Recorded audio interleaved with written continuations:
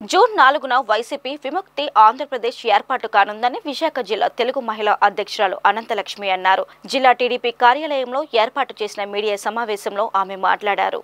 ప్రజలందరూ జగన్ ప్రభుత్వం దుశ్చర్యలకు వ్యతిరేకంగా ఓటేశారని స్పష్టం చేశారు. రాష్ట్ర వ్యాప్తంగా అన్ని వర్గాల ప్రజలు జగన్ పాలనతో విసిగిపోయారని, ఆయన సొంత కంపెనీలలో కార్మికులు సైతం పోరాటానికి సిద్ధపడ్డారని పేర్కొన్నారు. చంద్రబాబు ముఖ్యమంత్రిగా బాధ్యతలు చేపట్టి స్వర్ణాంధ్రగా మారుస్తారని తెలిపారు. జగన్ సాగించిన అరాచకాలకు బుద్ధి చెప్పే రోజులు అతి త్వరలో ఉందని అనంతలక్ష్మి వెల్లడించారు.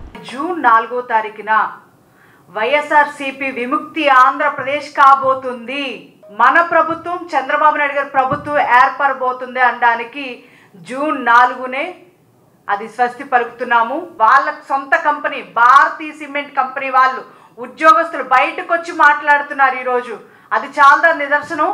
వాళ్ళ సొంత కంపెనీలో ఉన్న వ్యక్తులే బయటకు వచ్చి మా భూములు తీసుకున్నారు, మాకు జాబ్స్ ఇవ్వలేదు, ఇదిగో ఈ కంపెనీలోని మాకు రాసినటువంటి బాండ్ల ప్రకారం 2 ఏళ్లకు లేకపోతే ఇంత జీతం పెంచుతాను వాళ్ళే బయటకు వచ్చి మాట్లాడారు. ఇంకెక్కడో జరగలేదు, వాళ్ళ దగ్గర అన్యాయం జరిగింది.